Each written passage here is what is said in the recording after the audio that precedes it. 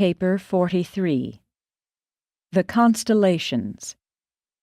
Urantia is commonly referred to as 606 of Satania in Norlashadek of Nebadon, meaning the 606th inhabited world in the local system of Satania, situated in the constellation of Norlashadek, one of the 100 constellations of the local universe of Nebadon. Constellations being the primary divisions of a local universe, their rulers link the local systems of inhabited worlds to the central administration of the local universe on Salvington, and by reflectivity to the super-administration of the Ancients of Days on Uversa. The government of your constellation is situated in a cluster of 771 architectural spheres, the centermost and largest of which is Urantia, the seat of the administration of the constellation Fathers, the Most Highs of Norlashadek. Urantia itself is approximately 100 times as large as your world. The 70 major spheres surrounding Urantia are about 10 times the size of Urantia, while the 10 satellites which revolve around each of these 70 worlds are about the size of Urantia. These 771 architectural spheres are quite comparable in size to those of other constellations. Urantia time reckoning and distance measurement are those of Salvington, and like the spheres of the universe capital, the constellation headquarters worlds are fully supplied with all orders of celestial intelligences. In general, these personalities are not very different from those described in connection with the universe administration. The supervisor seraphim, the third order of local universe angels, are assigned to the service of the constellations. They make their headquarters on the capital spheres and minister extensively to the encircling Urantia training worlds. In Norlashadek, the 70 major spheres, together with the 700 minor satellites, are inhabited by the Univitatia, the permanent citizens of the constellation.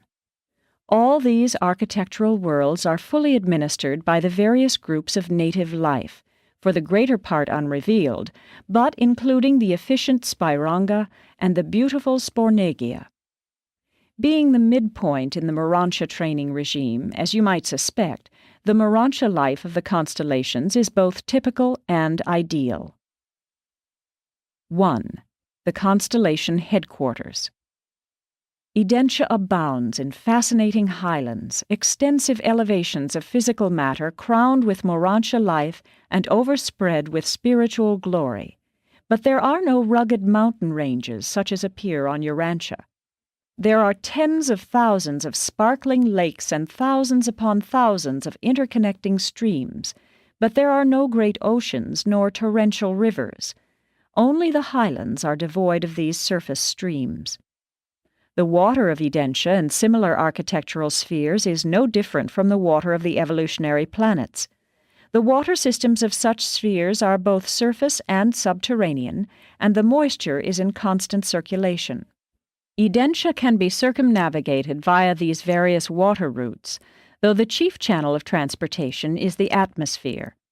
Spirit beings would naturally travel above the surface of the sphere, while the Urantia and material beings make use of material and semi-material means to negotiate atmospheric passage. Urantia and its associated worlds have a true atmosphere, the usual three-gas mixture which is characteristic of such architectural creations, and which embodies the two elements of Urantian atmosphere, plus that Urantia gas suitable for the respiration of Urantia creatures. But while this atmosphere is both material and Urantial, there are no storms or hurricanes. Neither is there summer nor winter. This absence of atmospheric disturbances and of seasonal variation makes it possible to embellish all outdoors on these especially created worlds. The Urantia highlands are magnificent physical features, and their beauty is enhanced by the endless profusion of life which abounds throughout their length and breadth. Excepting a few rather isolated structures, these highlands contain no work of creature hands. Material and Urantial ornamentations are limited to the dwelling areas. The lesser elevations are the sites of special residences and are beautifully embellished with both biologic and Urantia art. Situated on the summit of the 7th Highland Range are the Resurrection Halls of Urantia, wherein awaken the ascending mortals of the secondary modified order of ascension. These chambers of creature reassembly are under the supervision of the Melchizedeks. The first of the receiving spheres of Urantia, like the planet Melchizedek near Salvington, also has special resurrection halls wherein the mortals of the modified orders of ascension are reassembled. The Melchizedeks also maintain 2 special colleges on Urantia. One, the Emergency School, is devoted to the study of problems growing out of the Satania Rebellion. The other, the Bestowal School, is dedicated to the mastery of the new problems arising out of the fact that Michael made his final bestowal on one of the worlds of Norlashadek. This latter college was established almost 40,000 years ago, immediately after the announcement by Michael that Urantia had been selected as the world for his final bestowal. The Sea of Glass, the receiving area of Urantia, is near the administrative center and is encircled by the headquarters amphitheater. Surrounding this area are the governing centers for the 70 divisions of Constellation affairs. One half of Urantia is divided into 70 triangular sections, whose boundaries converge at the headquarters buildings of their respective sectors. The remainder of this sphere is one vast natural park, the Gardens of God. During your periodic visits to Urantia, though the entire planet is open to your inspection, most of your time will be spent in that administrative triangle whose number corresponds to that of your current residential world. You will always be welcome as an observer in the legislative assemblies. The Urantia area assigned to ascending mortals resident on Urantia is located in the mid-zone of the 35th triangle adjoining the headquarters of the Finalators, situated in the 36th triangle. The general headquarters of the Univitatia occupies an enormous area in the mid-region of the 34th triangle, immediately adjoining the residential reservation of the Urantia citizens. From these arrangements it may be seen that provision is made for the accommodation of at least 70 major divisions of celestial life, and also that each of these 70 triangular areas is correlated with some one of the 70 major spheres of Urantia training. The Urantia Sea of Glass is one enormous circular crystal about 100 miles in circumference and about 30 miles in depth. This magnificent crystal serves as the receiving field for all transport seraphim and other beings arriving from points outside the sphere. Such a sea of glass greatly facilitates the landing of transport seraphim. A crystal field on this order is found on almost all architectural worlds, and it serves many purposes aside from its decorative value, being utilized for portraying super-universe reflectivity to assembled groups, and as a factor in the energy transformation technique for modifying the currents of space and for adapting other incoming physical energy streams. 2. The Constellation Government. The constellations are the autonomous units of a local universe, each constellation being administered according to its own legislative enactments. When the courts of Nebadon sit in judgment on universe affairs, all internal matters are adjudicated in accordance with the laws prevailing in the constellation concerned. These judicial decrees of Salvington, together with the legislative enactments of the constellations, are executed by the administrators of the local systems. Constellations thus function as the legislative or lawmaking units, while the local systems serve as the executive or enforcement units. The Salvington government is the supreme judicial and coordinating authority. While the supreme judicial function rests with the central administration of a local universe, there are 2 subsidiary but major tribunals at the headquarters of each constellation, the Melchizedek Council and the Court of the Most High. All judicial problems are first reviewed by the Council of the Melchizedeks. 12 of this order, who have had certain requisite experience on the evolutionary planets and on the system headquarters worlds, are empowered to review evidence, digest pleas, and formulate provisional verdicts, which are passed on to the Court of the Most High, the reigning constellation father. The mortal division of this latter tribunal consists of 7 judges, all of whom are ascendant mortals. The higher you ascend in the universe, the more certain you are to be judged by those of your own kind. The constellation legislative body is divided into 3 groups. The legislative program of a constellation originates in the lower house of ascenders, a group presided over by a finaliter and consisting of 1,000 representative mortals. Each system nominates 10 members to sit in this deliberative assembly. On Urantia, this body is not fully recruited at the present time. The mid-chamber of legislators is composed of the seraphic hosts and their associates, other children of the local universe Mother Spirit. This group numbers 100 and is nominated by the supervising personalities who preside over the various activities of such beings as they function within the constellation.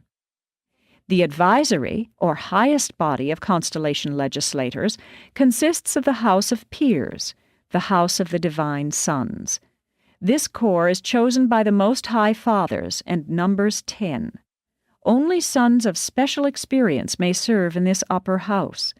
This is the fact-finding and time-saving group which very effectively serves both of the lower divisions of the Legislative Assembly. The combined Council of Legislators consists of 3 members from each of these separate branches of the Constellation Deliberative Assembly and is presided over by the reigning Junior Most High. This group sanctions the final form of all enactments and authorizes their promulgation by the broadcasters. The approval of this Supreme Commission renders legislative enactments the law of the realm. Their acts are final. The legislative pronouncements of Urantia constitute the fundamental law of all Norlashadek. 3. The Most Highs of Norlashadek. The rulers of the constellations are of the Verandadek order of local universe sonship. When commissioned to active duty in the universe as constellation rulers or otherwise, these sons are known as the Most Highs, since they embody the highest administrative wisdom, coupled with the most far-seeing and intelligent loyalty of all the orders of the local universe sons of God. Their personal integrity and their group loyalty have never been questioned. No disaffection of the Verandadek sons has ever occurred in Nebadon. At least 3 Verandadek sons are commissioned by Gabriel as the Most Highs of each of the Nebadon constellations. The presiding member of this trio is known as the Constellation Father, and his 2 associates as the Senior Most High and the Junior Most High. A Constellation Father reigns for 10,000 standard years, about 50,000 Urantia years, having previously served as junior associate and as senior associate for equal periods. The psalmist knew that Urantia was ruled by 3 constellation fathers, and accordingly spoke of their abode in the plural. There is a river, the streams whereof shall make glad the city of God, the most holy place of the tabernacles of the Most Highs. Down through the ages there has been great confusion on Urantia regarding the various universe rulers. Many later teachers confused their vague and indefinite tribal deities with the Most High Fathers. Still later, the Hebrews merged all of these celestial rulers into a composite deity. One teacher understood that the Most Highs were not the supreme rulers, for he said, "He who dwells in the secret place of the Most High shall abide under the shadow of the Almighty." In the Urantia records, it is very difficult at times to know exactly who is referred to by the term Most High. But Daniel fully understood these matters. He said, "The Most High rules in the kingdom of men, and gives it to whomsoever he will." The constellation fathers are little occupied with the individuals of an inhabited planet, but they are closely associated with those legislative and law-making functions of the constellations which so greatly concern every mortal race and national group of the inhabited worlds. Although the constellation regime stands between you and the universe administration, as individuals you would ordinarily be little concerned with the constellation government. Your great interest would normally center in the local system, Satania. But temporarily, Urantia is closely related to the constellation rulers because of certain system and planetary conditions growing out of the Lucifer rebellion. The Urantia Most Highs seized certain phases of planetary authority on the rebellious worlds at the time of the Lucifer secession. They have continued to exercise this power, and the Ancients of Days long since confirmed this assumption of control over these wayward worlds. They will no doubt continue to exercise this assumed jurisdiction as long as Lucifer lives. Much of this authority would ordinarily, in a loyal system, be invested in the system's sovereign. But there is still another way in which Urantia became peculiarly related to the Most Highs. When Michael, the Creator's son, was on his terminal bestowal mission, since the successor of Lucifer was not in full authority in the local system, all Urantia affairs which concerned the Michael bestowal were immediately supervised by the Most Highs of Norlashadek. 4. Mount Assembly, the Faithful of Days. The most holy Mount of Assembly is the dwelling place of the Faithful of Days, the representative of the Paradise Trinity who functions on Urantia. This Faithful of Days is a Trinity Son of Paradise and has been present on Urantia as the personal representative of Emmanuel since the creation of the headquarters world. Ever the Faithful of Days stands at the right hand of the Constellation Fathers to counsel them, but never does he proffer advice unless it is asked for. The High Sons of Paradise never participate in the conduct of the affairs of a local universe except upon the petition of the acting rulers of such domains. But all that a union of days is to a Creator Son, a Faithful of Days is to the Most Highs of a constellation. The residence of the Urantia Faithful of Days is the constellation center of the Paradise system of extra-universe communication and intelligence. These Trinity Sons, with the staffs of Havona and Paradise personalities, in liaison with the supervising Union of Days, are in direct and constant communication with their order throughout all the universes, even to Havona and Paradise. The Most Holy Mount is exquisitely beautiful and marvelously appointed, but the actual residence of the Paradise Sun is modest in comparison with the central abode of the Most Highs and the surrounding 70 structures comprising the residential unit of the Verondadek Sons. These appointments are exclusively residential. They are entirely separate from the extensive administrative headquarters buildings wherein the affairs of the constellation are transacted. The residence of the Faithful of Days on Urantia is located to the north of these residences of the Most Highs and is known as the Mount of Paradise Assembly. On this consecrated highland, the ascending mortals periodically assemble to hear this Son of Paradise tell of the long and intriguing journey of progressing mortals through the 1 billion perfection worlds of Havona and on to the indescribable delights of Paradise. And it is at these special gatherings on Mount Assembly that the Urantia mortals become more fully acquainted with the various groups of personalities of origin in the central universe. The traitorous Lucifer, one-time sovereign of Satania, in announcing his claims to increased jurisdiction, sought to displace all superior orders of sonship in the governmental plan of the local universe. He purposed in his heart, saying, "I will exalt my throne above the sons of God.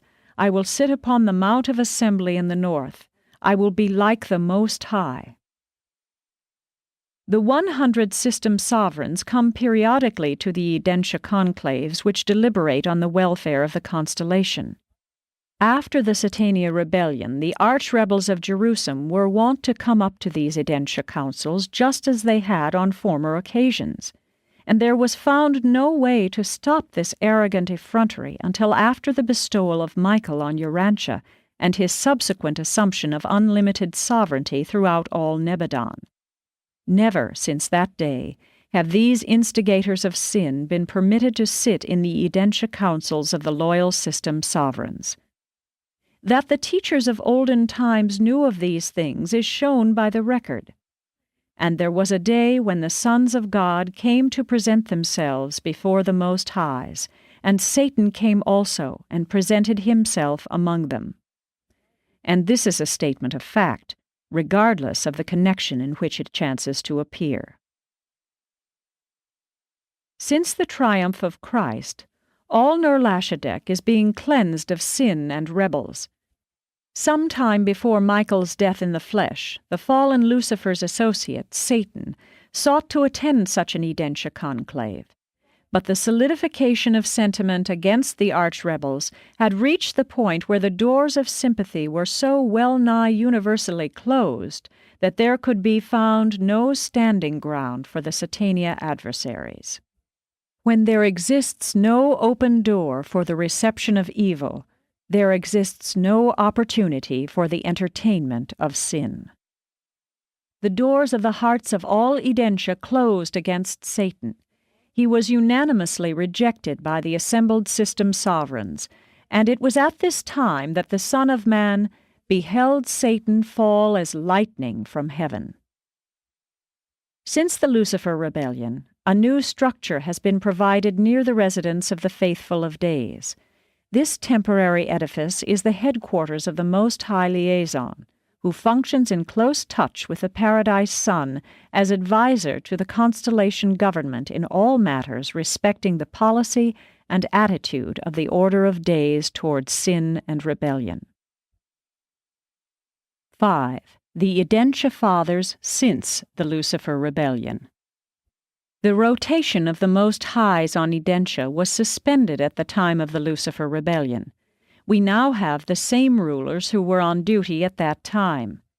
We infer that no change in these rulers will be made until Lucifer and his associates are finally disposed of. The present government of the constellation, however, has been expanded to include 12 sons of the Verandadek order. These 12 are as follows. 1. The Constellation Father. The present Most High Ruler of Nor-Lashadek is number 617,318 of the Verandadek series of Nebadon. He saw service in many constellations throughout our local universe before taking up his Urantia responsibilities. 2. The Senior Most High Associate. 3. The Junior Most High Associate. 4.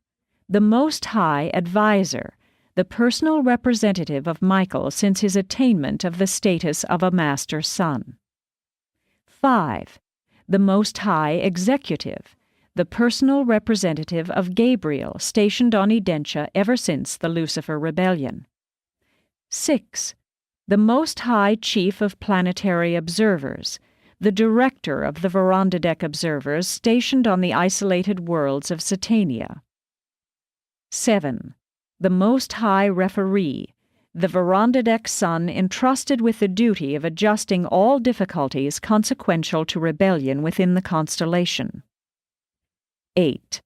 The Most High Emergency Administrator, the Verandadek Son charged with the task of adapting the emergency enactments of the Nor-Lashadek legislature to the rebellion-isolated worlds of Satania. 9. The Most High Mediator, the Verandadek Son assigned to harmonize the special bestowal adjustments on Urantia with the routine administration of the constellation. The presence of certain archangel activities and numerous other irregular ministrations on Urantia, together with the special activities of the brilliant evening stars on Jerusalem, necessitates the functioning of this Son. 10.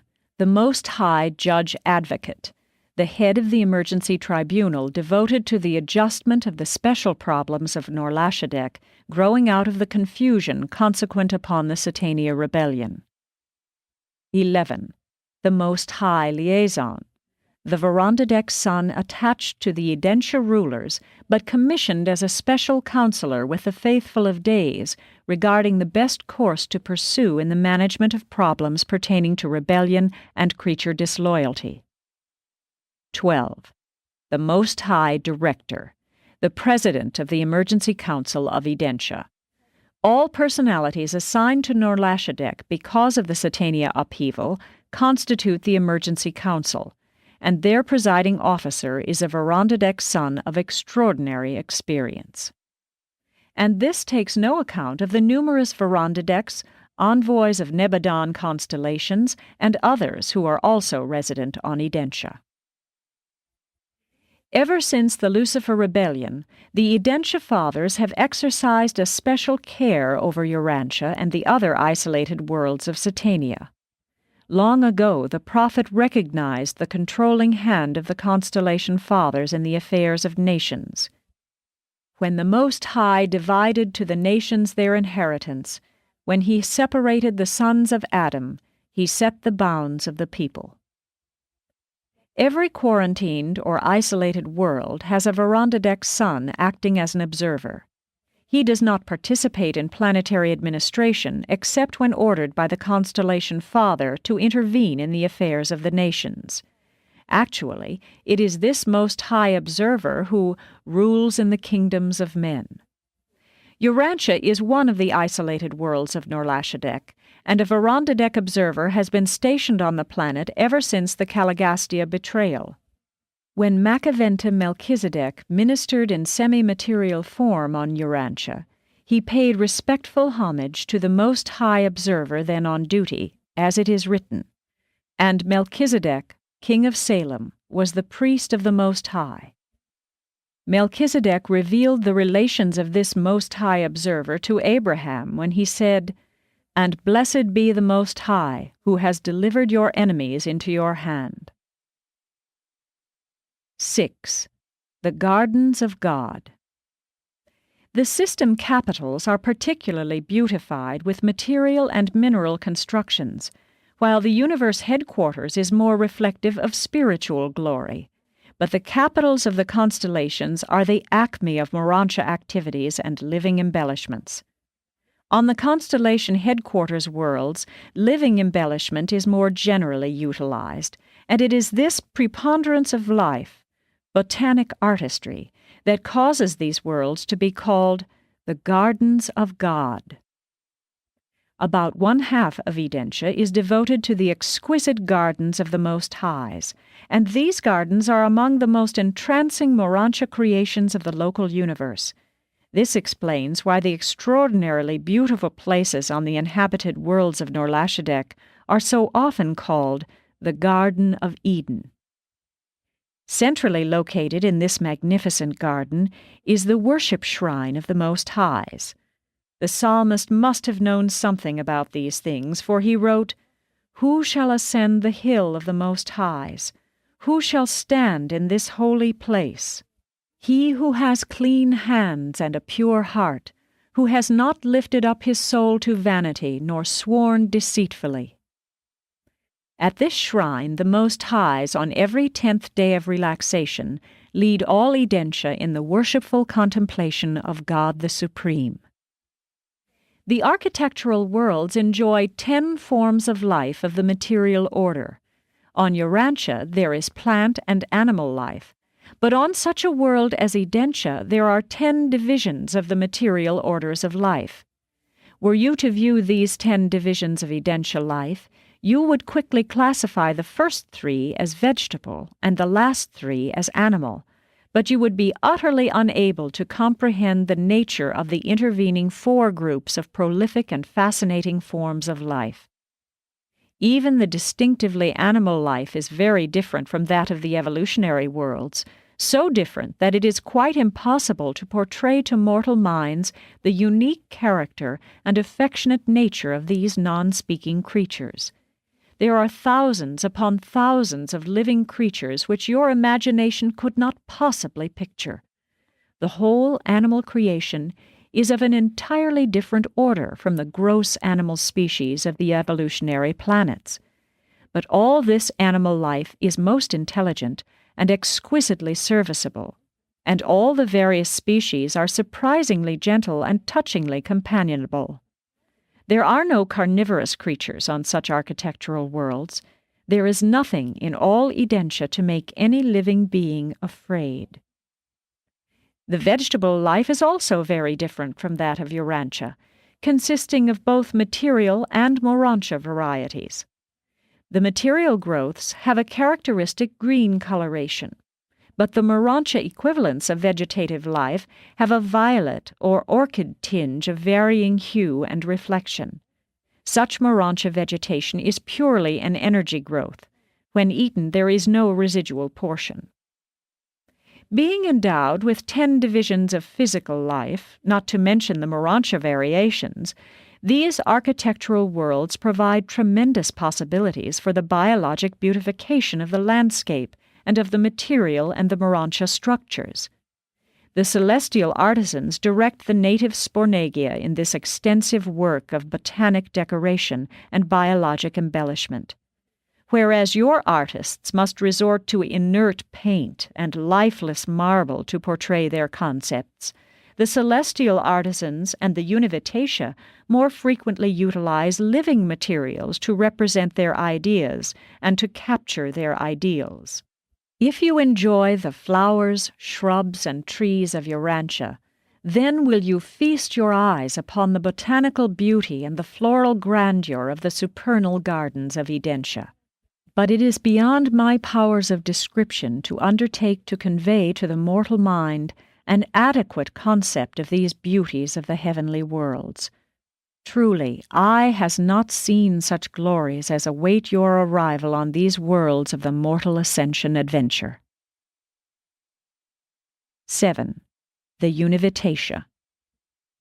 Univitatia are the permanent citizens of Edentia and its associated worlds, all 770 worlds surrounding the constellation headquarters being under their supervision. These children of the Creator Sun and the Creative Spirit are projected on a plane of existence in between the material and the spiritual, but they are not Morantia creatures. The natives of each of the 70 major spheres of Edentia possess different visible forms, and the Morantia mortals have their Morantia forms attuned to correspond with the ascending scale of the Univitatia each time they change residence from one Edentia sphere to another, as they pass successively from world number 1 to world number 70. Spiritually, the Univitatia are alike. Intellectually, they vary as do mortals. In form, they much resemble the Morantia state of existence, and they are created to function in 70 diverse orders of personality. Each of these orders of Univitatia exhibits 10 major variations of intellectual activity, and each of these varying intellectual types presides over the special training and cultural schools of progressive occupational or practical socialization on some one of the 10 satellites which swing around each of the major Edentia worlds. These 700 minor worlds are technical spheres of practical education in the working of the entire local universe, and are open to all classes of intelligent beings. These training schools of special skill and technical knowledge are not conducted exclusively for ascending mortals, although Morantia students constitute by far the largest group of all those who attend these courses of training. When you are received on any one of the 70 major worlds of social culture, you are immediately given clearance for each of the 10 surrounding satellites. In the various courtesy colonies, ascending Morantia mortals predominate among the reversion directors, but the Univitatia represent the largest group associated with the Nebadon Corps of celestial artisans. In all Orvantan, no extra Havona beings excepting the Uversa Abundanters can equal the Univitatia in artistic skill, social adaptability, and coordinating cleverness. These citizens of the constellation are not actually members of the artisan corps, but they freely work with all groups and contribute much to making the constellation worlds the chief spheres for the realization of the magnificent artistic possibilities of transition culture. They do not function beyond the confines of the constellation headquarters worlds. 8. The Edentia Training Worlds. The physical endowment of Urantia and its surrounding spheres is well nigh perfect. They could hardly equal the spiritual grandeur of the spheres of Salvington, but they far surpass the glories of the training worlds of Jerusalem. All these Urantia spheres are energized directly by the universal space currents, and their enormous power systems, both material and morontial, are expertly supervised and distributed by the constellation centers, assisted by a competent corps of master physical controllers and morontia power supervisors. The time spent on the 70 training worlds of transition morontia culture associated with the Urantia age of mortal ascension is the most settled period in an ascending mortal's career, up to the status of a finaliter. This is really the typical morontia life. While you are rekeyed each time you pass from one major cultural world to another, you retain the same morontia body, and there are no periods of personality unconsciousness. Your sojourn on Urantia and its associated spheres will be chiefly occupied with the mastery of group ethics, the secret of pleasant and profitable interrelationship between the various universe and super-universe orders of intelligent personalities. On the mansion worlds, you completed the unification of the evolving mortal personality. On the system capital, you attained Jerusalem citizenship and achieved the willingness to submit the self to the disciplines of group activities and coordinated undertakings. But now, on the constellation training worlds, you are to achieve the real socialization of your evolving morontia personality. This supernal cultural acquirement consists in learning how to 1. Live happily and work effectively with 10 diverse fellow Morontians, while 10 such groups are associated in companies of 100 and then federated in corps of 1,000. 2. Abide joyfully and cooperate heartily with 10 Univitatia, who, though similar intellectually to Morontia beings, are very different in every other way. And then must you function with this group of 10 as it coordinates with 10 other families, which are in turn confederated into a corps of 1,000 Univitatia. 3. Achieve simultaneous adjustment to both fellow Morontians and these host Univitatia. Acquire the ability voluntarily and effectively to cooperate with your own order of beings in close working association with a somewhat dissimilar group of intelligent creatures. 4. While thus socially functioning with beings like and unlike yourself, achieve intellectual harmony with and make vocational adjustment to both groups of associates. 5. While attaining satisfactory socialization of the personality on intellectual and vocational levels, further perfect the ability to live in intimate contact with similar and slightly dissimilar beings with ever-lessening irritability and ever-diminishing resentment.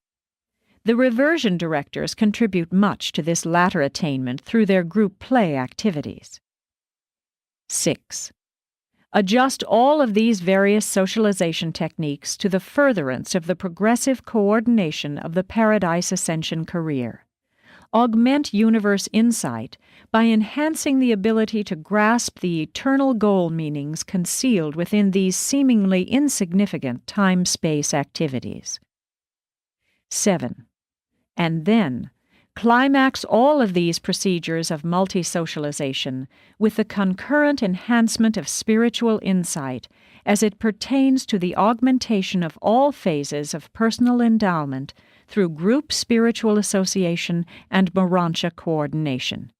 Intellectually, socially, and spiritually, two moral creatures do not merely double their personal potentials of universe achievement by partnership technique, they more nearly quadruple their attainment and accomplishment possibilities.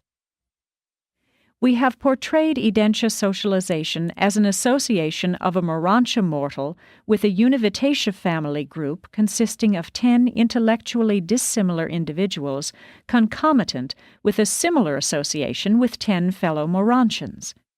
But on the first 7 major worlds, only one ascending mortal lives with 10 Univitatia. On the second group of 7 major worlds, 2 mortals abide with each native group of 10, and so on up until, on the last group of 7 major spheres, 10 Urantia beings are domiciled with 10 Univitatia. As you learn how better to socialize with the Univitatia, you will practice such improved ethics in your relations with your fellow Urantia progressors. As ascending mortals, you will enjoy your sojourn on the progress worlds of Urantia, but you will not experience that personal thrill of satisfaction which characterizes your initial contact with universe affairs on the system headquarters, or your farewell touch with these realities on the final worlds of the universe capital. 9. Citizenship on Urantia.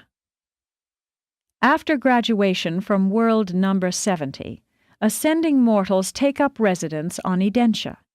Ascenders now, for the first time, attend the Assemblies of Paradise and hear the story of their far-flung career as it is depicted by the Faithful of Days, the first of the Supreme Trinity Origin personalities they have met.